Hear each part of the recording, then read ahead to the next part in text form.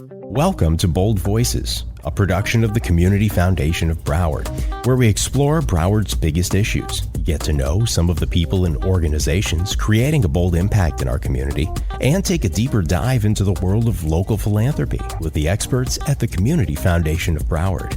And now it's time to be bold. Thank you so much for joining us on Bold Voices, a podcast production of the Community Foundation of Broward. I'm Ellen Jaffe, your host. We look at some of the organizations, the nonprofits that are making a huge difference in Broward County and for the residents. I'm very honored to have with me today Henri Crockett of the Crocket Foundation. Henri, thank you for joining us on Bold Voices. Thank you for having me. I'm excited to be here. It's really a pleasure. And I'd like to start with talking about the Crocket Foundation and what you do. Who are you serving? So, born and raised in Pompano Beach. I'm a big advocate of mentorship because I benefited a ton from mentorship.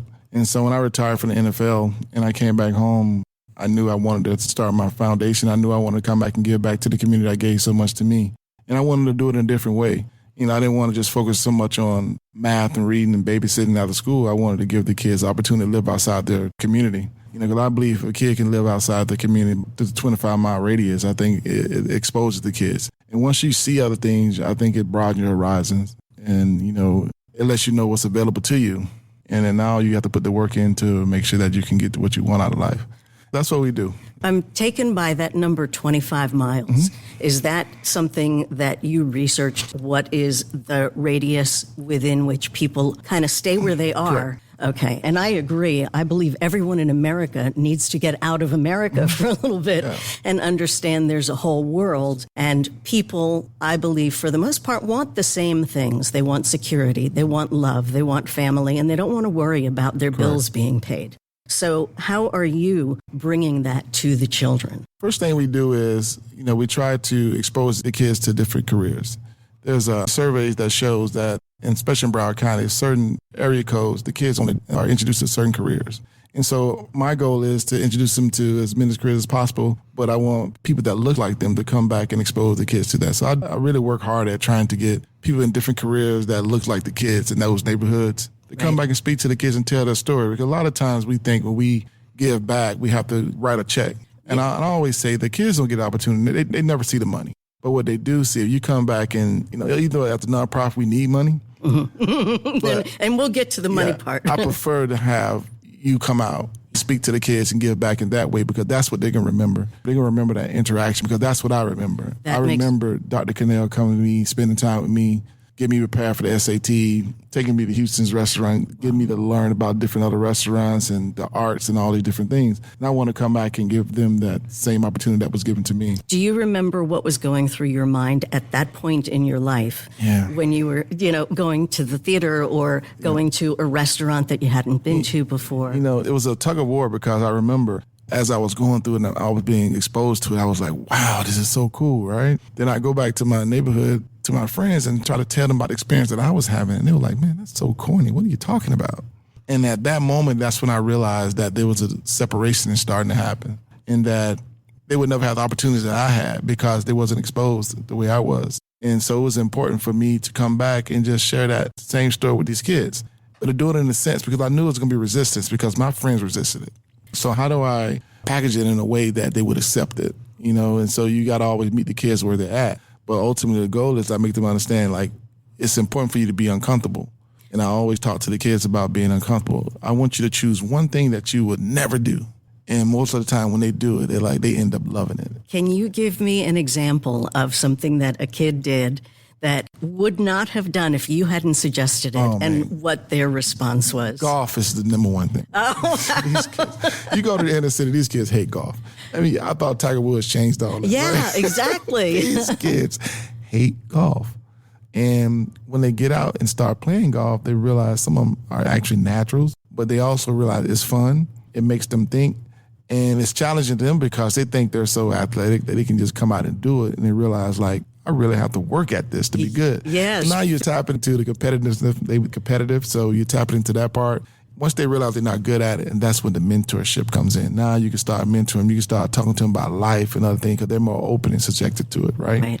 So that's the biggest thing for us. Here at the Community Foundation, they gave us opportunity to really get kids into aerospace. Oh, wow. And I knew that A lot of the kids wouldn't have ever thought it's something that's for other people. Yeah.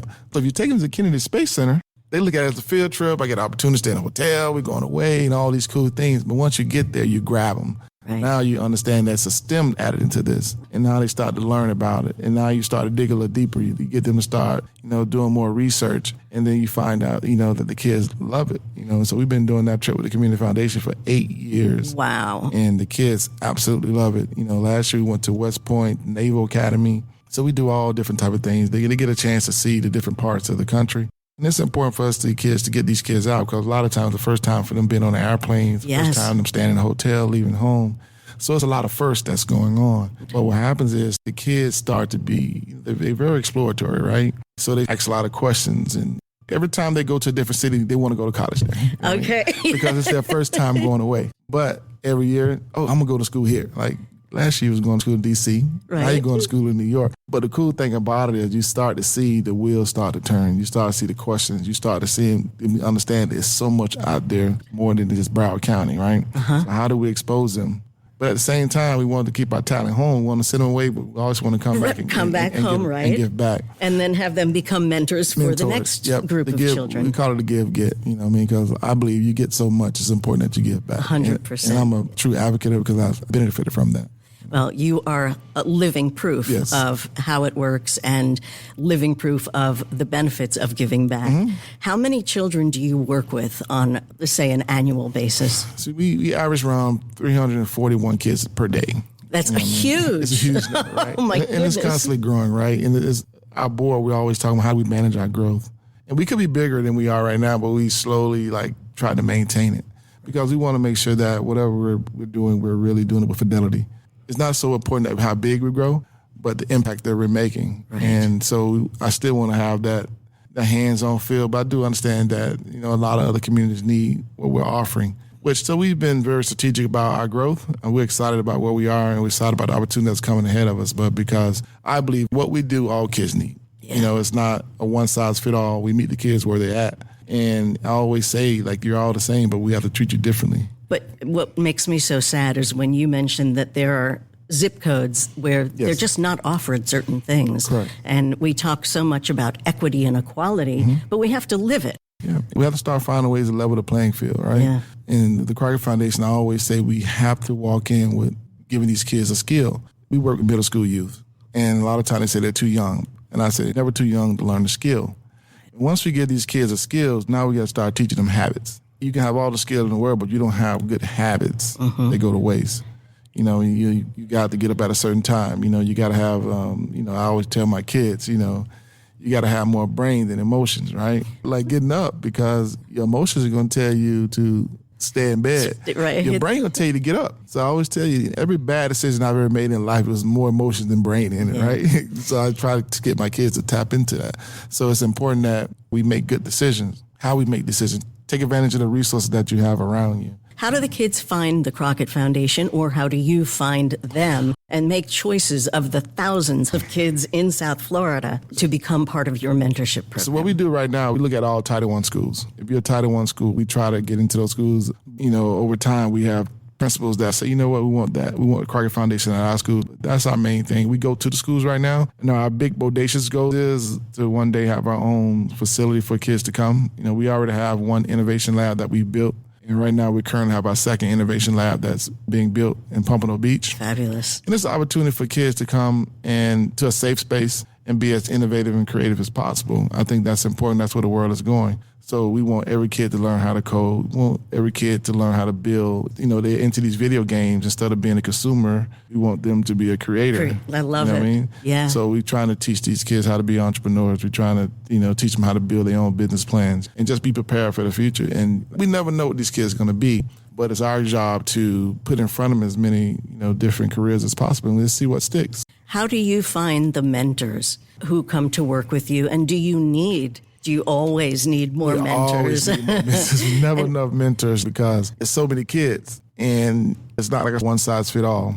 We deal with so many different cultures and different races. So all it takes is for that one kid to see someone that looks like them, that's doing something that they will be interested in doing, or doing something that they never thought they could do. And just by seeing them, they feel like they can do it. They walk their chest out a little bit more. They're more proud. We're always looking for mentors at the Crocket Foundation, and kids really need it these days. Are there particular areas that would be on your wish list for people to contact you? Not really. We're always looking for like attorneys and doctors and engineers and anything in the tech world. Tech is so big right now. Like we talk to the kids about everything is turning to tech. Don't look at McDonald's as a fast food restaurant anymore. Look at them as a tech company. You walk in there, everything is digital. Yeah, exactly. You know, you go to Walmart, everything is digital. They're doing away with all the cashiers and all that. Yeah. You know, I remember back in the day when my mom used to drive down the turnpike, you know, they used to have attendants there. Oh my gosh. Now that's digital. Yes, like the turnpike ladies. Is digital. I felt so bad for them when they went digital, and I understood the benefits. I understood the savings, but for each of those individuals, that was a job lost. Correct. And, you know, sometimes they could make your day. You'd drive through and hand them the money, and they'd be so nice, and now you're in a good mood. Correct. And there's something to be said for human contact, 100%. which we've really lost a lot of since the pandemic. Yep. And I said it all the time, you know, that it's important. It's just that human element. Even my kids, like they can be in the same room, they text each other. It's like I know. insane. It's like insane, right? Yeah. So, you know, I think it's important that even with our kids, we teach them the hard and soft skills. And now this esports world is coming over, and a lot of times we have to really work with the parents to get them to understand they're not just playing the video games. You know, it's podcasts and shoutcasting, you know, where the kids can learn to be shoutcasters, like somebody that's telling the story about the video game, who's winning, who's doing all these things. It's a job for everybody in esports. Okay. And not only that, they're giving out scholarships for esports. They say kids that play esports, you can identify over 60 different careers they can go into. So as I dive into it and really push the envelope to really see what's available for these kids, you start to learn their language. A lot of times, best students are not always the best coders. Yeah, different people have different skills. Yep. So a lot of times it's identifying what is someone's skill and then working to develop that. Yep, and doing that at a young age. Right. Like we've been fortunate enough that we started working with middle school kids, getting them to do first-year computer science courses and college courses at Broward College. And Broward College has been gracious enough to be our partner in that, where the kids take that college class on campus once a week. And it did a couple of things. One, it made the kids know that going to college was the natural next step, right? And for those first-time college goers in their families, like to them, that's this unattainable world that they can never attain it. And now being able to get over that hump at middle school, get over that fear of like, you know, I'm not going to go to college and I'm not going to be able to afford it. And even in our programs now that we have with high schools that we partner with Florida Prepaid, where every kid that's in our program, if you go through our program, you get a Florida Prepaid scholarship. Wow. So we eliminate that thought process, how I'm going to pay for college. You're making everything possible. That's what it is. When they come to the Crocket Explorers program, we want them to understand that everything is possible. Like there's no limitations of who you can be and what you can be. And every day you lay your head down on that pillow, there's no limitations to that dream that you have. How beautiful. And it's important that it's not just when we say things like you could be whatever you want to be. Whatever you could dream, you could be it. A lot of times people just say it just to say it. We really want them to be able to, when they lay their head down at night, whatever you dream, you could be. What you're doing is life-changing for so many kids, and thank you for doing that for our children in Broward County. If a kid or a parent hears this, or a mentor, someone who's got skills they'd like to teach the children and they want to reach you, should they go through your website, call you directly? And if you go to the website, you can go to www.crocketfoundation.org. Okay, it's CROCKETT. Foundation.org. And there's a opportunity to fill out on the website for volunteers. And like we do, even if you only have one day a year, we have our big back to school event where we partner with Children's Service Council. We serve, we serve over 4,000 kids in one day. We give out free book bags, free shoes, free uniforms, free underwear. Not only that, we partner with the University of Miami. They come down and do the physicals, immunization shots. Holy Cross Hospital, the Broward Health Department, they do an amazing job with coming out, just giving all the different kinds to a test for the community. We always say we like to deserve 0 to 100. And I always say that's our most impactful event, because a lot of times you have to wait 3, 4, 5 years to see the impact that you make. With our Community Health Festival, it's immediate. So, and just that preparation makes the difference in their success at school. Yep. And if you notice, like, you know, it's never just the Crocket Foundation, right? It's always our partners. People like the Community Foundation. Community Foundation owe a lot to the Community Foundation, because when I was that nonprofit just trying to break into Broward County and break into Pompano Beach and just get a program, no one believed in us. Community Foundation gave me my first grant. It was School is Cool. Miss Sherry Brown, she was from the area. I love Sherry. She's great. Sherry was amazing. Sherry knew what I was all about, and she just wanted to put me on a platform so everyone else can see. And I remember having this conversation with him. She said, you got to blow this out the water because I want everyone to see what you can do. And she believed in us when no one else believed. And so Community Foundation has always been near and dear to us. And even when we want to start taking these kids out of town, the aerospace, and learn about all the things that's going around, Sherry Brown was the first contact I went to, and she connected with Angelica. And Angelica has been amazing, helping us throughout all these years, taking all the field trips. And even when I forget about, because I'm doing so many things, Angelica called me, hey, listen, you didn't put in for the money for your trip. Are you still doing your trip? So Angelica has been amazing, and she's been a resource for us that has been unmatched. Like I said, Community Foundation has been more than just a friend, but they've been a partner. They held our hand when we were a small organization when no one really would touch us because you don't have the audits, you don't have the big background, you don't have all the funding. But how do you get to that without someone taking a chance on it? Exactly. And that's what Community Foundation was for us. Were they able to guide you through the process of growing a nonprofit and how to reach out to mentors and how to create an innovation lab? I can talk about all this for days. Like, Sherry will hold my hand throughout this process. I need you to be at this seminar. I need you to be at this continuing education course. Like, she would give me courses to take. I need you to be here. I need you to be there. She guided me throughout this process. I apply for this grant. This is coming out. In the beginning, she got me a consultant to work with us to help grow us. So she just really just took a liking to the Crocket Foundation and just, held our hand. I think a lot of small nonprofits that are starting up, you need the Sherry Browns of the world. That, you know what? She's working at a community foundation. She got a numerous of foundations that she worked, but she found time to what? I see something in you guys doing something special, but I want to make sure you grow in the right way, and she's just been a blessing to us. I don't know if you see the cycle that I'm seeing right now, where you saw kids who had something special and wanted to give to them. Correct. She saw something in you that was special and put you through school, essentially, just like you're putting kids through school 100%. To help you grow. And that's one of the things about their nonprofit Center for Excellence here is they teach people how to run a successful nonprofit. And that's huge because, listen, we depend on our nonprofits. Correct. We can't function in this community without them because there just isn't enough government funding for everything that we need. Correct. So, and doing it the right way, having that person someone that you can tap into that, works for a major corporation. You might not be able to do it on this level, but here's our nuggets that you could take that to make sure that you're successful and you continually grow. And it's important. And all the seminars that they offer is so important. It's so important to small nonprofit because we don't have the resources. Now you do. Now you do. You have them, and you can come to some of these things they offer. If everyone can afford to be there, right? Sometimes it's at no cost, and it's just being able to get quality consulting and quality advice.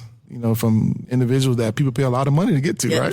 Listen, learning how to write a grant that gets a response. God. Yes. I know how complicated it is that you have to make a case and you have to show that you're going to use the money responsibly and do something that maybe no one else is doing. There's so much involved. Yeah, and it's not, sometimes like we got a grant for them, like $25,000 grant, right? But you had to go through a 16-week course. And it's the best thing, forget about the money, what you learn in that time period. And you walk out with a 3 to 5 year business plan. It's huge. I feel like the analogy that the Community Foundation is like Papa Crocket Foundation. Yes. And that's what they've done for me. I'm sure they've done it for many other organizations. They have hundreds. In fact, if you go to their website, they have a database of nonprofits, some that they work with, some that they don't, but they vetted them to be sure that they're legit. Right. And you can find ones that you're interested in that serve a particular area, whether it's education or the arts or health. Take your pick. There are needs all throughout Broward County. And you can choose one, and maybe you want to set up your own foundation like you did, or maybe you just want to donate to one that is a cause that you like. And certainly we would invite people to go to CrocketFoundation.org and support what you're doing, 100%. Whether through volunteerism, mentoring, or donations. And also, please visit cfbroward.org for the Community Foundation. Take a look at all the organizations they work with. Take a look at the Crocket Foundation. You'll be on there, and I think you'll be motivated inspired would be a better word even, to understand the importance of giving back. And thank you for coming back after a hugely successful NFL career and bringing your heart and your wisdom to Broward County. I know the kids appreciate it, and on their behalf, I appreciate it too. Thank you so much, man. If I can let you end with this, there's nothing but greater than serving a cause, greater than yourself. Can't say anything more than that. Henri Crockett with the Crocket Foundation, thank you so much for being on Bold Voices today. Thank you for having me. We always finish up with Kirk's Corner. Kirk Engelhardt, Vice President of Marketing and Communications at the Community Foundation of Broward. Kirk, I understand you actually have some history, a full circle experience with Henri Crockett. Yeah, it's weird how life works. We were both at Florida State University at the same time. I was in the marching band, so I was at every single football game. And here he is, a hero of our school on the field. And, now we are both parts of organizations that are doing everything we can to help the same community. And I just think it's fascinating how life goes in a giant circle. It really does. In fact, his life has gone in this giant circle where he grew up in Pompano Beach. And when he finished his football career, he was so committed to coming back to his own community and helping the kids who didn't know there are opportunities. And only because he had a mentor was he able to break out of a very limited life that he was facing and realize there's so much more out there. And that's why he focuses on bringing in mentors who look like the kids and who have achieved things and can say to them, you can do more. You can do anything you want. There's a lot to that. It's even affected a guy like me, right? I remember back in school, I had a teacher who pulled me aside after class and said, hey, there's a public speaking contest coming up. You should participate in it. I had never done that before. So I said, what are you, out of your mind? I can't do that. She said, I think you can. So that little nudge pushed me to do it. I ended up winning the county competition, and the rest is history. Obviously, I have no problem talking in public now. That is correct.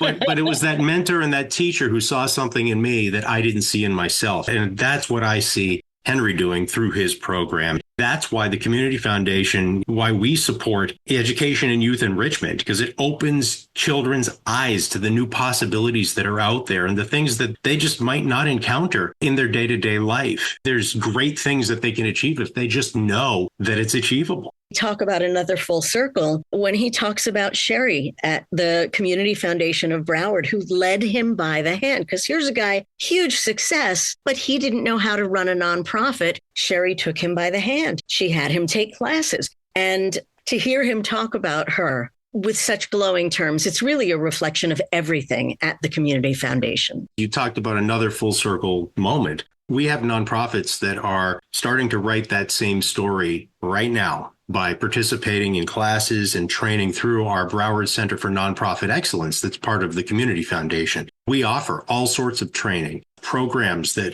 lead them to the point of getting their grant. And then once they get a grant, they manage the grant. And it really is a full spectrum of training that can help people who are interested in setting up a nonprofit, have a nonprofit, and want it to be more sustainable, want to grow a nonprofit, learn leadership, figure out how to manage a nonprofit board. It's soup to nuts. It's everything. And we're really proud of the fact that we're able to do this because you see the success that Henri has had. And you see how that program has grown, and you see the kids that have been impacted by that. And to see that we have our fingerprints just a little bit on, what it is that he has created, it's very gratifying. A lot of lives have been changed because of that. And they will continue to. Somewhere down the road, when you're an old man, Kirk, you're going to have young people coming in who were mentored by Henri and say, I want to start a foundation and I want to work with the Community Foundation of Broward. I understand you can teach me how to run a nonprofit. Ellen, that's really the whole point, to keep this going, keep it going forever. And when you look at one of the old slogans that we've brought back to life, because it holds true today, it's we are here for good forever. And it's not just about our organization and the people that are here. It's about everybody that we interact with and this entire community. That's why we exist, to provide forever support to the people of Broward. And you now have a 40th anniversary. And next time we talk, we're going to be able to share a lot of the successes you've had in the last 40 years and perhaps a vision for the next 40 years. Yes, nothing like a good 40th anniversary party to get the juices flowing. All right. Well, we will speak to you with our next Bold Voices podcast. Find information at cfbroward.org, an extraordinary organization that we're fortunate to have in Broward County. Thank you for listening to Bold Voices. We hope you've enjoyed this episode and hope you'll be inspired to join us in creating a better Broward for all. If you'd like more information, visit us online at cfbroward.org, and remember to always be bold.